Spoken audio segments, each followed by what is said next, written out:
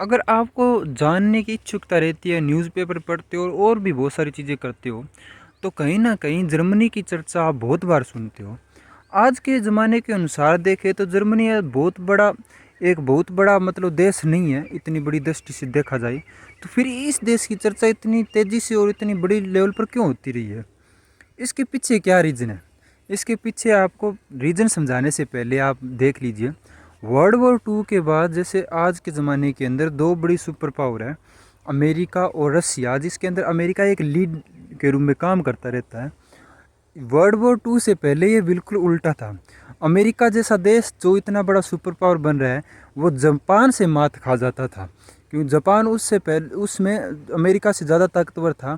और रसिया भी कोई इतना बड़ा जो बना हुआ देश है, वो इतना कुछ नहीं था। वो नॉर्मल एक देश था, जैसे कि आज और भी बहुत सारे देश हैं, पर इतनी पावर उसके अंदर नहीं थी। वर्ल्ड वॉर टू ने बहुत कुछ चेंज किया है। और इसी से पहले दो सबसे बड़ी सुपर पावर में आते थे, वो एक थी जर्मनी और दूसरा था फ्रांस। अब इसके अंदर क्या है कि जर्मनी उस समय इतनी मतलब लोग बहुत सारे जर्मनी से बहुत सारे लगते थे, बहुत सारे जर्मनी के सपोर्टर थे। हिटलर के जो अगुवाई के अंदर उन्होंने जो कुछ किया था, वो इतना ड्रास्टिक था कि उसमें 5 से 6 करोड़ लोगों की मौत हुई थी वर्ल्ड वॉर टू के बाद। और जर्मनी ने उसके अंदर एक मैन लीड के रूप में भूमिका निभाई थी। तो आप देखिए उस चीज़ के बाद उसकी इतनी बड़ी चर्चा होने लगी। भी आज भी लगभग 70 से 75 साल हो चुके हैं, वो चेंज नहीं हुआ है। जर्मनी ने वही थाक बनाई हुई है। हालांकि आज वो ना सुपर पावर है, ना इकोनॉमी के अंदर इतना बड़ा योगदान है, मतलब बहुत ज़्यादा इम्पोर्टेंट अब इस समय वो नहीं है भौगोलिक दृष्टि से देखा जाए तो, फिर भी उसकी चर्चा होती है।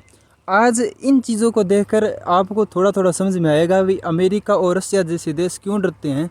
भी कोई और देश उनकी जो हिस्सेदारी है, जो धाक है, उसको लूट ना ले, जैसे चाइना, इंडिया। क्योंकि इंडिया और चाइना भविष्य के अंदर सुपर पावर की कैटेगरी में आने वाले देशों में से एक बहुत बड़े दावेदार हैं। अगर वर्ल्ड वॉर 3 होती है तो हो सकता है कि हम उन दो देशों के अंदर आ जाए जो आज अमेरिका और रसिया जैसा देश है। तो उन्हें इस बात का डर लगता है कहीं अपनी वो छवि है वो खो ना दे। अब आप वो थोड़ा थोड़ा समझ में आने लगा होगा कि ये देश किस प्रकार की रणनीति करते हैं विश्व वर्ल्ड लेवल पर, ताकि इनकी थाक जमी रहे। Thank you very much.